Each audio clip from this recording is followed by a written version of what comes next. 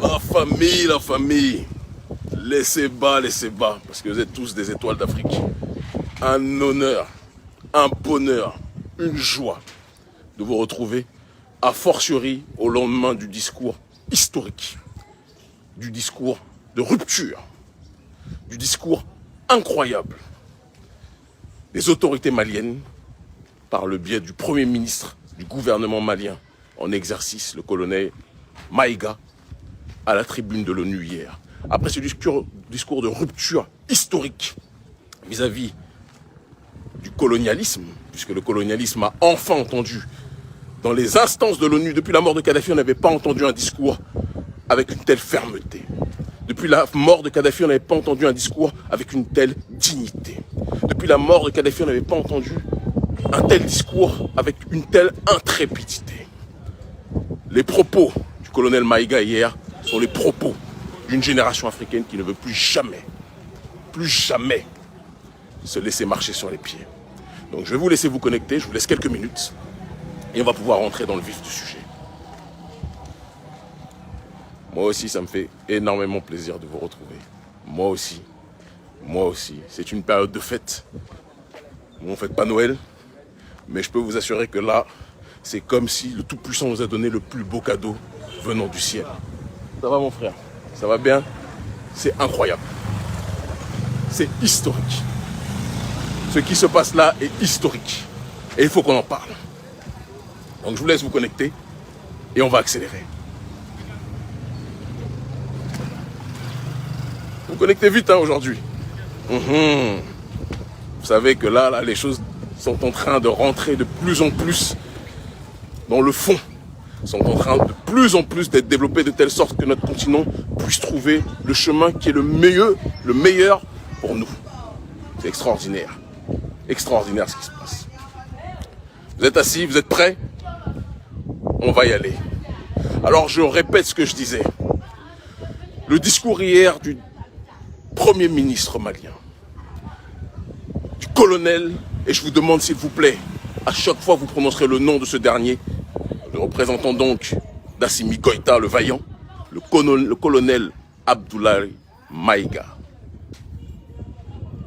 a tenu hier un discours historique, un discours de rupture épistémologique, un discours de dignité, un discours en altitude, un discours en droite attitude vis-à-vis du système néocolonial qui ne cesse de vouloir asphyxier nos populations. Un discours de fraternité en direction de ceux qui veulent partager leur fraternité avec les Africains, mais un discours d'hostilité vis-à-vis de ceux qui combattent l'Afrique, qu'ils soient de l'extérieur ou de l'intérieur du continent. J'ai vu certains plaisantins qui nous ont dit que le colonel Maïga a eu un discours injurieux, un discours irrespectueux, un discours incendiaire. Et j'ai souri. J'ai souri parce que je ne peux pas comprendre que quand les autorités françaises ou quand le milicien pro-occidental de Libye ou d'ailleurs, Bazoum, injurie le Mali et attaque l'Afrique, je ne peux pas comprendre qu'il soit dans une logique d'être validé par ces mêmes personnes qui disent que le discours du Mali était un discours incendiaire. Mais quand le Mali se défend, vous puissiez qualifier ce dernier d'être injurieux, provocateur et incendiaire. Il va falloir arrêter avec cette démarche-là. Il va falloir arrêter avec ce comportement-là. La nouvelle génération africaine dit les choses telles qu'elle les pense. La nouvelle génération africaine est dans une logique anticolonialiste et le proclame vis-à-vis de qui veut l'entendre. Nous avons notre façon de nous exprimer, nous avons notre façon de faire entendre notre dignité. Et je vous le dis, c'est le siècle, c'est le cycle de la réciprocité. C'est de ça dont il s'agit. Si vous ne comprenez pas ça là maintenant, vous n'aurez rien compris. Le colonel Maïga a rappelé aux donneurs de leçons qu'avant de regarder le cheveu dans le regard, dans les yeux des uns, il va falloir plutôt se pencher sur la poutre qui est dans les yeux de ceux qui portent les mêmes critiques. C'est important de se plonger dessus. Quand on entend Alassane Dramane Ouattara exiger le retour au processus démocratique, alors que le même Alassane Dramane Ouattara a fait un coup d'état institutionnel en briguant un troisième mandat, vous comprenez qu'il est un petit peu étrange que ce dernier puisse se poser en détenteur de la démocratie. J'espère que vous m'entendez, il y a beaucoup de vent, mais j'espère que vous m'entendez. Quand on entend M. Bazoum, qui n'a aucune légitimité, qui n'est pas algérien, même si ses frontières ont vocation à disparaître, d'accord, mais qui est un apparatchik venant de l'oligarchie d'Occident placé à la tête du Mali pour diriger, justement, non pas le Mali, le Niger, excusez-moi, mais pour diriger le Niger dans la voie de la perdition, pour diriger le Niger dans la voie de la soumission, pour diriger le Niger dans la voie de la néocolonisation. Quand on entend M. Bazoum se présenter comme quelqu'un qui a vocation à donner des leçons de morale aux autres pays africains, c'est quelque chose qui ne passe pas. Ça ne passe pas. Ça ne passe pas. Et le colonel Maïga l'a répété à l'envi, avec intelligence, avec pertinence, avec sérieux, avec rigueur. C'est un cycle nouveau qui est en train de s'ouvrir actuellement.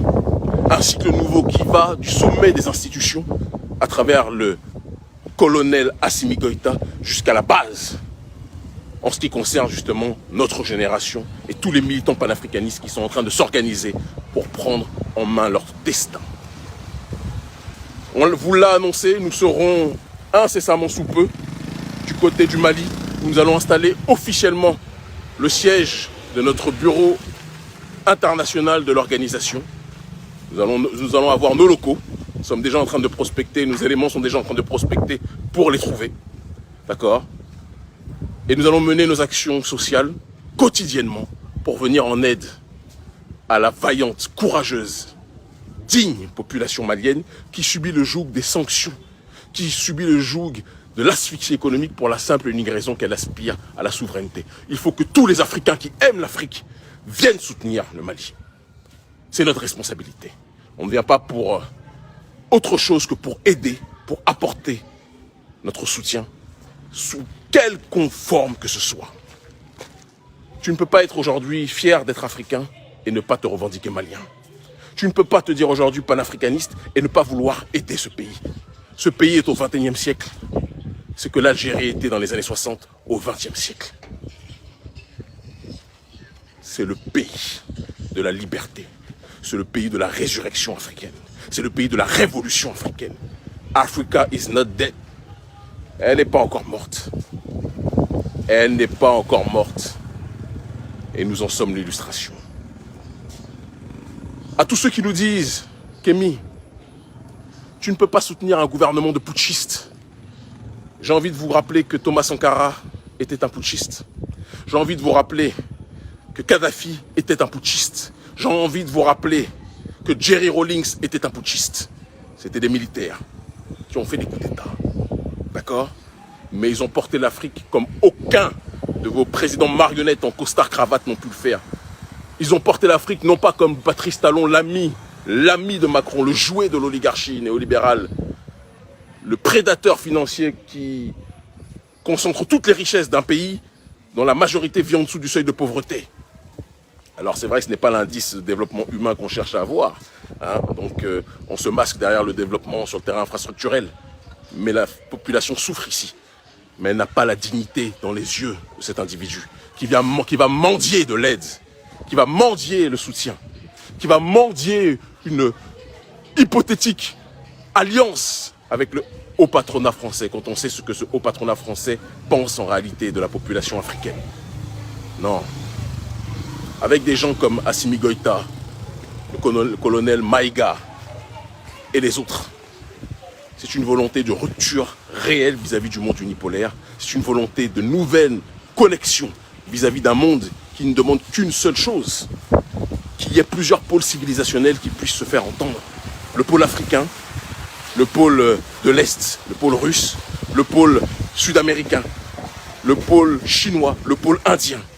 Que toutes les contrées, les formes civilisationnelles qui ont envie de faire entendre leur voix fassent entendre ces voix-là en ce XXIe siècle. C'est ce monde multipolaire auquel nous aspirons. Un monde d'égalité. Un monde où il n'y aura pas que l'Occident qui va nous dire ce qui est bon ou mauvais pour le reste de l'humanité. C'est de ça dont il s'agit. C'est de ça dont il s'agit. Vous êtes 6000 connectés. Vous pouvez mieux faire. C'est de ça dont il s'agit. Et c'est pour ça que nous allons venir nous-mêmes au Mali, pour accélérer ce processus pour soutenir plus encore le gouvernement malien et pour soutenir plus encore la population malienne. C'est très important qu'on le fasse. C'est très important qu'on le fasse. Lorsqu'on a entamé ce processus de révolution panafricaniste au XXIe siècle, à travers la campagne contre le franc CFA, les bases militaires, dès 2016-2017, ils nous prenaient pour des fous. Ils disaient, ces gens-là sont en train de parler, c'est du populisme, ça ne sert à rien. Quand on dénonçait la France-Afrique, ils disaient, mais qui va les écouter? Aujourd'hui, mes chers frères, mes chères sœurs, vous voyez par vous-même, toute l'Afrique francophone, entre guillemets francophone, parce que là aussi c'est une hypocrisie que de la nommer ainsi, l'Afrique de l'enclos colonial français, c'est mieux de l'appeler ainsi, d'accord, est en ébullition. La nouvelle génération est en ébullition. La nouvelle génération est dans un processus d'autodétermination. Pas de détermination par la Russie, parce que nous nous laisserons dicter notre chemin par personne. Détermination par nous-mêmes, pour nos propres destinées, en choisissant par nous-mêmes, pour nous-mêmes, ce que nous estimons être le mieux en termes d'alliance, en termes de partenariat, en termes de connexion visant à l'amélioration des conditions de vie de nos populations. Je suis ému, je suis heureux. Et j'ai vraiment pitié. Il y a un adage qui dit qu'il suffit d'une once de lumière dans une salle auparavant teintée d'obscurité pour qu'on réalise que quand cette once de lumière disparaît, l'obscurité est d'une intensité qui dépasse l'entendement. C'est ce qui se passe avec le discours du colonel Maïga. Il a suffi que quelqu'un ait un discours normal d'homme, parce que c'est un discours normal à la base. Le courage et la dignité africaine, normalement, on est du domaine de la justesse, de l'équilibre et de ce qui devrait être la norme. Mais dans un monde rempli de lâcheté, dans un monde rempli d'hypocrisie, dans un monde rempli de dirigeants africains les plus corrompus qui existent, le discours du colonel Maïga devient un discours historique. Parce que les gens n'ont pas l'habitude d'avoir des Africains qui ont le courage d'assumer leurs opinions. Ça veut dire beaucoup de choses. Vous pensez qu'Alassane Dramane Ouattara aurait pu tenir ce discours? Vous l'avez vu à Ouattara à la tribune de l'ONU? On dirait qu'il avait pris 45 somnifères. Il parlait, il n'arrivait même pas à tenir debout. Vous avez vu ça comme moi? Ou il n'y a que moi qui ai vu ça? Parce que je sais que la plupart ne regardent même pas Ouattara, on ne lui donne même pas l'heure. Il n'y a que les Occidentaux qui regardent leur caniche Ouattara pour savoir s'il se tient bien, s'il dit exactement ce qu'ils lui ont dit de dire. Mais vous voyez de l'autre côté des gens comme les Bazoum, est-ce qu'ils se seraient prononcés de cette façon? Est-ce que Patrice Talon aurait eu le courage de se prononcer de cette façon? Jamais. Parce que ces gens-là sont des mangeurs, des rongeurs, pour aller plus loin. D'accord? Des rongeurs qui mangent dans la main de la France. Ils rongent la main de la France pour chercher leur petit gruyère, leur petit fromage. C'est de ça dont il s'agit. Vous avez vu, le soleil tape, hein? Il tape. C'est ça l'Afrique. Et c'est ça qu'on aime. Mes chers frères, mes chères sœurs, soutenons le Mali. Protégeons le Mali. On ne peut pas être panafricaniste aujourd'hui et ne pas porter le Mali. Et c'est pour cette raison que nous allons nous installer dans les jours à venir à Bamako et apporter notre aide intense sur le terrain social aux populations maliennes. Certains ont dit oui, Kémy, tu vas t'installer là-bas parce que les autorités maliennes te payent pour ça. Non, non, non, non, non. On vient avec les ressources de l'ONG, d'accord, avec les moyens de l'ONG, et on va apporter notre aide par ce biais-là.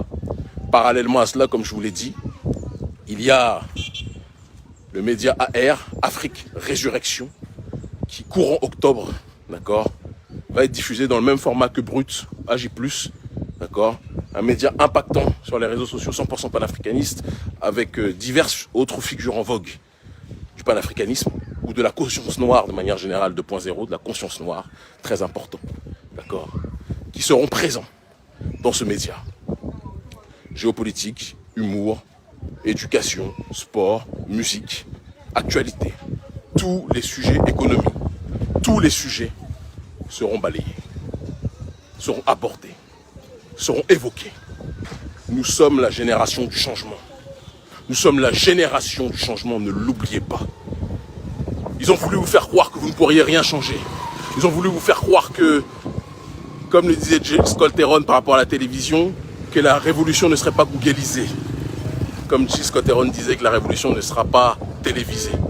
Mais je peux vous assurer qu'en ce 21e siècle, chacun d'entre vous, où que vous soyez, avec les diverses méthodes de communication, vous devenez des guerriers de la liberté. Et ça, personne sur cette terre ne pourra l'empêcher. J'espère que les autres pays vont suivre et je ne vais pas vous mentir, je fais une prière chaque matin qu'il y ait le plus possible de militaires qui prennent leurs responsabilités en Afrique dans la voie du colonel Assimi Goïta et de ceux qui lui ressemblent. Je prie chaque jour que Dieu fait que dans tous les pays, je répète, parce que je sais que la presse aime reprendre ce qu'on dit, je prie chaque jour que Dieu fait qu'il y ait des militaires dans la même veine que le groupe du colonel Assimi Goïta qui prennent leurs responsabilités dans la plupart de nos États. Je prie chaque jour pour ça. Dans tous les pays, oui. Certains vont dire qu'Emile est en train de dire que tu veux qu'il y ait ça partout en Afrique, même dans ton... Je veux qu'il y ait ça partout. Soit on laisse la véritable voie démocratique, c'est-à-dire véritablement le peuple s'exprimer, mais dans la plupart de nos États, les élections sont truquées, soit que les militaires prennent leurs responsabilités. C'est ce qu'on demande. C'est ce qu'on demande. Et c'est ce qu'on aura. Qu'ils le veuillent pas. La famille, je vous aime. Je suis tellement heureux. Tellement heureux. Tellement heureux. J'étais obligé de partager cela avec vous. Le discours de la rupture. La France qui passe son temps à donner des leçons, qualifiée pour ce qu'elle est, le gouvernement français, une junte au pouvoir. Une junte au pouvoir. Une junte envoyée par la banque de Rothschild, avec à sa tête l'influenceur en chef, promu par cette banque de Rothschild, Emmanuel Macron. C'est ce qu'est le gouvernement français aujourd'hui. Un gouvernement illégitime, combattu par le prolétariat français, combattu par les gilets jaunes, combattu par tous ceux qui souffrent en France et qui vient donner des leçons de ce qui devrait être fait ou ne pas être fait sur le continent africain. Mais qu'est-ce que c'est risible! Qu'est-ce que c'est risible! Cette période est révolue. La nouvelle Afrique se lève et je peux vous assurer qu'elle va illuminer le reste de l'humanité pendant très longtemps. Nous nous y attelons. Je vous aime en crever. Je vous donne rendez-vous prochainement. Bamako, nous y sommes. On arrive. Action sociale en cours de téléchargement. D'accord? Le média AR Afrique Résurrection en cours de téléchargement. Soyez prêts. Quant à l'oligarchie française, la junte française, les agents des forces obscurantistes, nous vous avons à l'œil. Vous êtes contre nous, nous sommes contre vous. Ça sera à la vie ou à la mort. Ils finiront par comprendre, l'Afrique libre ou la mort, nous vaincrons.